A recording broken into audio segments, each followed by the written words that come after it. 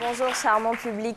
Alors aujourd'hui, je vais vous parler d'abord d'un événement de mode qui se tiendra le 24 février, donc la nuit de la haute couture de Mustapha Traoré.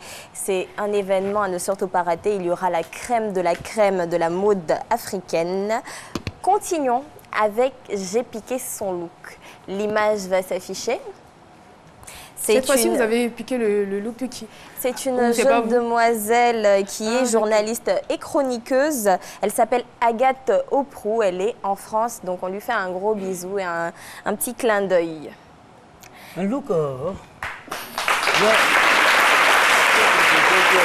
pas juger, hein? Pardon? Pardon, j'ai dit, on ne va pas juger. Non, on ne va pas juger cette fois. Qui est la voleuse? C'est moi qui vole. C'est elle qui vole, en fait. C'est une voleuse de look. C'est tout à fait une ça. piqueuse. C'est mieux aussi. Ça, c'est dangereux. C'est dangereux. La gauche du futur. Il faut se méfier. En tout cas, il faut se méfier de ce genre de personnes. Ah, le ça, j'en sais jamais. Non, mais attends. Aujourd'hui, nous recevons une jeune demoiselle. Attends, vous n'avez rien pour vous défendre là et vous dites que vous Non, êtes... c'est le sale. Moi, je ne vais pas parler. Non. Elle donne la liberté de choix à tout prétendant. Voilà. Le prétendant sera donc l'artisan de son propre destin. Oh non, Marie-Paul, franchement, Marie-Paul est adorable. Ouais. Ça, il y a des choses, il y a ce qui se passe en off, c'est-à-dire lorsque nous ne sommes pas sur ce plateau, et puis il y a ce qui se passe ici. Marie-Paul, elle est gentille comme un cœur, vous ne pouvez pas imaginer à quel point. Non, mais c'est vrai en plus, pas pour te flatter. Merci beaucoup, c'est gentil. Elle est adorable. Alors, aujourd'hui, il y a quoi? On va vous aller la soirée.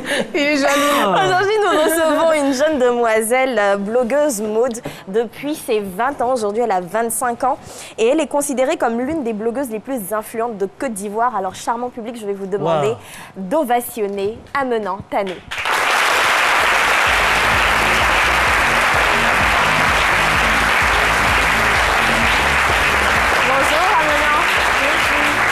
Plaisir pour nous de te recevoir aujourd'hui. Je vais te laisser la possibilité de te présenter à nos téléspectateurs.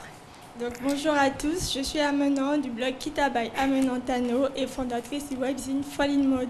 Et moi, je ne savais pas que parmi les blogueuses, il y avait aussi des Miss. En fait, je viens de le découvrir. En tout cas, bienvenue sur notre plateau.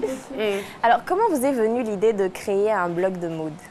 Alors, l'idée m'est venue tout simplement parce que j'ai remarqué que sur les moteurs de recherche, en fait, il n'y avait pas d'informations sur les stylistes ivoiriens, sur les talents ici en Côte d'Ivoire. Donc, je me suis dit, j'ai une connexion et j'aime la mode. Donc, pourquoi ne pas parler de ça? De ça, tout à fait. D'accord. Alors, selon vous, est-ce qu'on peut vivre d'un blog de mode ici en Afrique?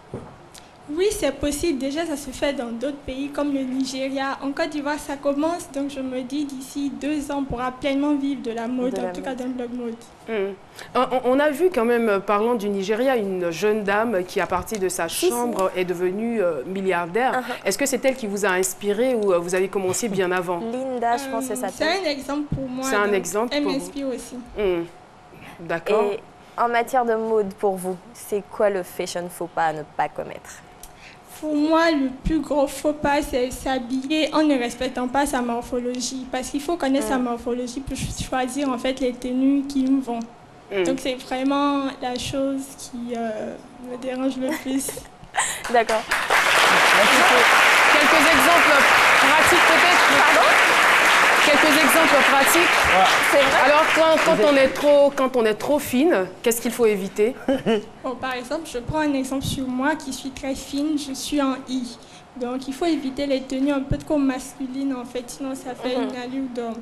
Et les femmes, ici en Afrique, on a des morphologies, on a une taille qui est très marquée et un bassin assez large. Tout à fait. Donc, il faut choisir les couleurs en fonction pour essayer de créer une harmonie. Les couleurs, quel que soit le teint? Oui, en fonction du teint, en fonction de sa morphologie, en fonction de sa taille. Donc, il faut vraiment connaître tout ça. Moi, j'aime trop savoir. Allez-y. Sinon, les tailles fines, la colonne, là, ça ne marche pas. Est-ce que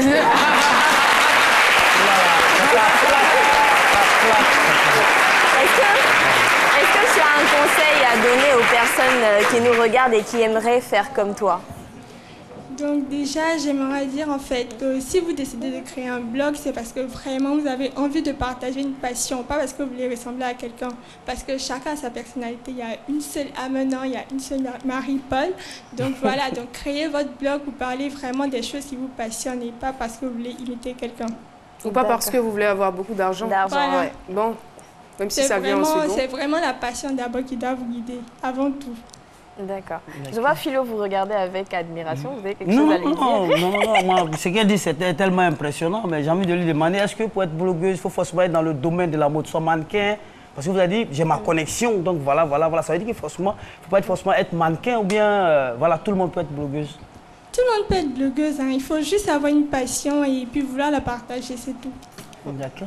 Félicitations alors, merci. Merci beaucoup. J'ai ma cousine à la maison, elle va faire ça. Merci beaucoup. Alors, Amina, c'est un immense plaisir pour nous de t'avoir reçu sur le plateau de ces midis. Je te souhaite bonne chance pour la suite. Merci beaucoup. On va la raccompagner avec des ovations, s'il vous plaît. Merci à vous. Déjà